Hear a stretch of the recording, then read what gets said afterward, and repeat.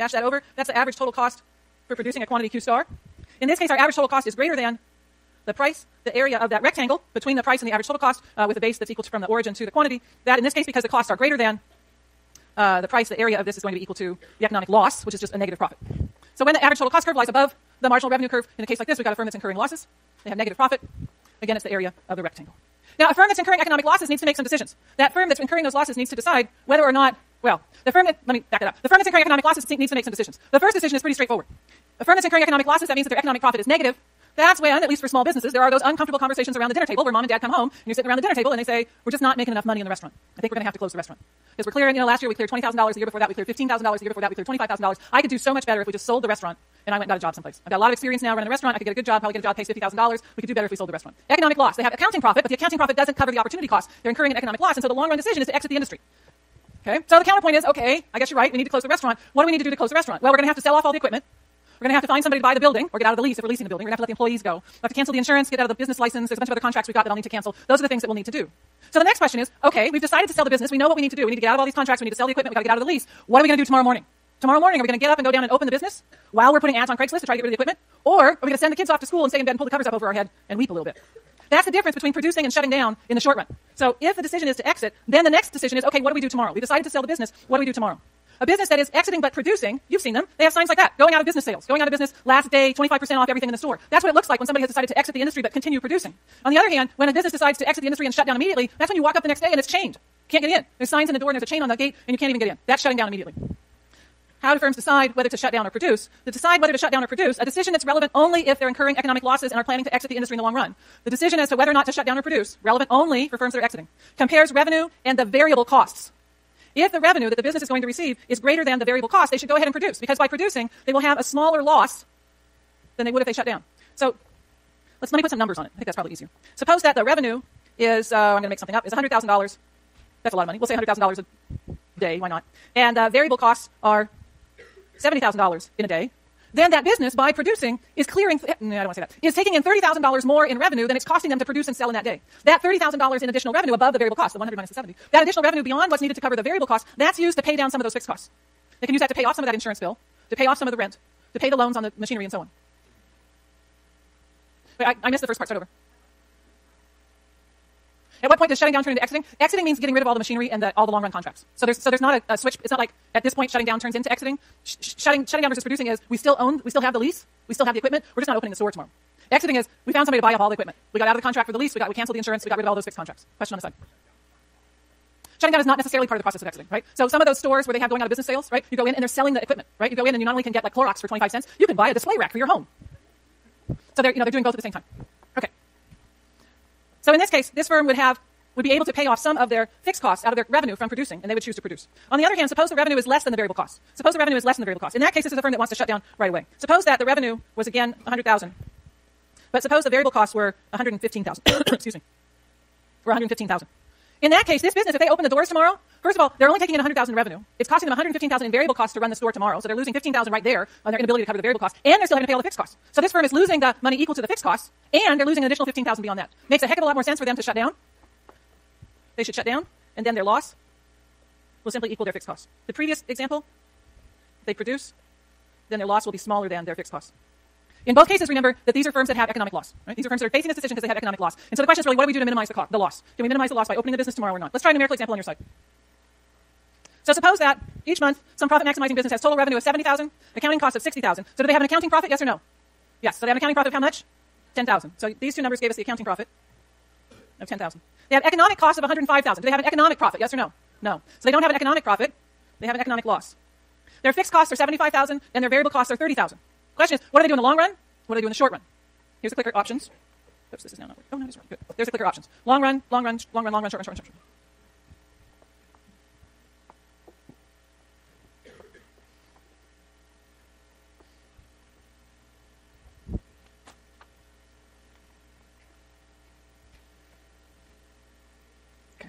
run. Okay. 3 seconds. 1, 2, and 3. All right. Most everybody got that they will exit the industry in the long run. In the short run, what do? Their total revenue is $70,000. Their variable costs are $30,000. If they produce, then they have $70,000 in total revenue. That covers the variable cost of $30,000. and they can use the other $40,000 to pay off some of those fixed costs. So if they produce, they're going to have losses of 70 minus this total was 105, 35,000 is their loss if they produce. If they shut down, how much is their loss? If they shut down, what's their loss? 75,000. If they shut down, they have no variable costs because they're producing a quantity of 0, but they still have all those fixed costs. And so if they shut down, then their loss equals 75,000. Anybody who answered B want to change your answer? That's you have to tell me yes or no. Anybody who answered B want to change your answer? Oh, you're right. Anybody who answered A want to change your answer? I looked backwards. I looked the wrong way. Anybody who answered A want to change your answer? Yeah. Okay, good. All right. So, right, minimize loss. You're good. You're very good. The whole technological difficulties thing throws me off. Question in the middle. If their total revenue exactly equals their variable cost, they flip a coin. Yeah. So when things are exactly equal, then you need something else to help you make the decision. Yeah. All right. Okay. The next one is there. I'm going to skip it. You can read it in the book. The supply curve is the sum of the marginal cost curves above the average variable cost. There's your marginal cost curve. There's an average variable cost curve. So I guess I'm not skipping it. So what do we know? We know that the quantities that firms will produce, I'm doing it faster than it deserves so. The quantities that firms will produce are determined by the marginal cost curve if the price is above the average variable cost, and are 0 if the price is below the minimum of the average variable cost. It's there. You've seen it. I'm not going to test you on it. I want to move on. Okay. All right. In the long run, you can go back and look at it. You need to know that for 100A. So go back and learn that for 100A. I'm not going to test you on that. In the long run, in perfect competition, this is a very important result. In the long run, in perfect competition, we say that when economic profit equals 0 for the typical firm, they're earning normal profit. In fact, we call that the long run competitive equilibrium. Long run competitive, did I spell that right? Equilibrium is when profit equals 0.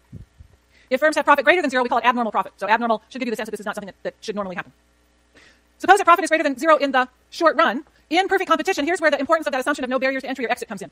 If firms are earning abnormal profit in the short run, because there are no barriers to entry or exit in a perfectly competitive industry, really important use of that assumption. Because there are no barriers to entry or exit in a perfectly competitive industry, other firms will enter the industry and try to earn some of those profits.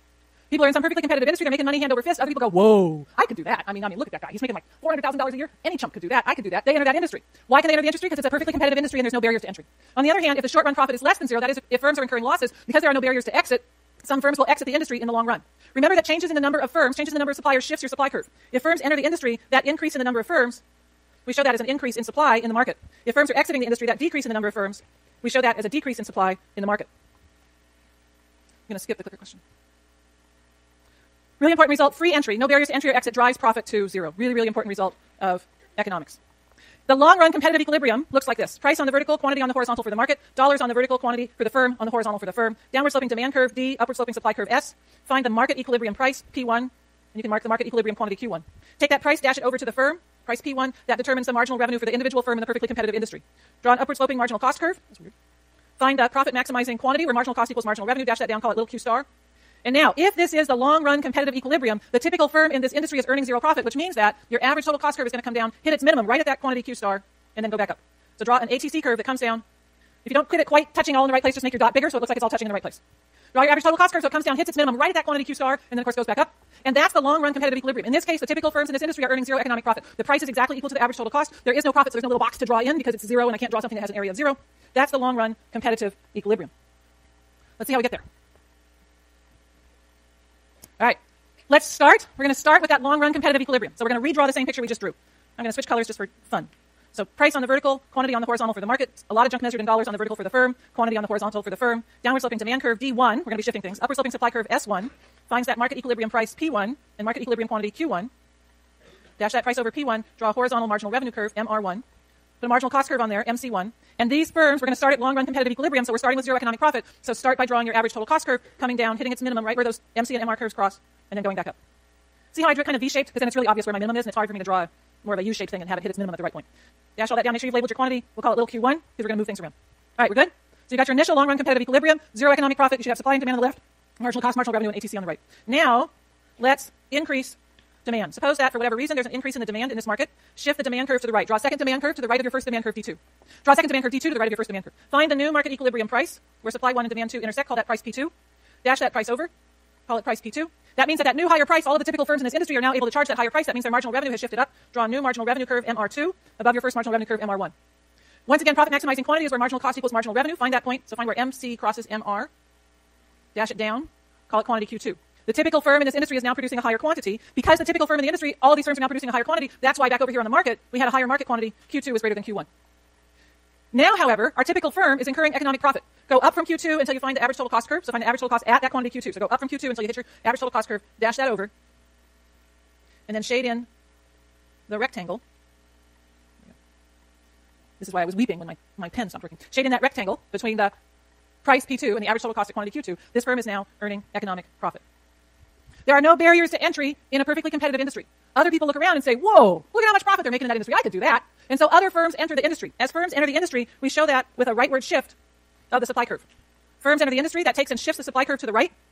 Now stop before you start drawing. The firms are going to continue to enter the industry until the typical firm is earning zero economic profit. Because at that point, there's no incentive to enter that industry because you're doing just as well in that industry as you would be doing anyplace else. So we're going to shift that supply curve over until the price falls to the point where the typical firm is once again earning zero economic profit. What was that price? P1.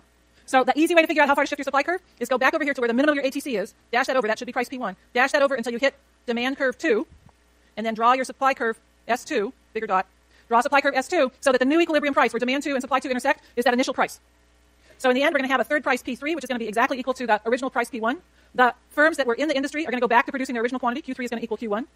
There are now more firms in the industry, and so the market quantity has increased to uppercase Q3. In the long run, in perfect competition, the typical firm earns zero economic profit because there are no barriers to entry in the case of profit or exit in the case of loss for individual firms. On Wednesday, half of you are in this room, half of you are scattered around campus. The rooms were sent by email Piazza and are on the website. We'll see you on Wednesday.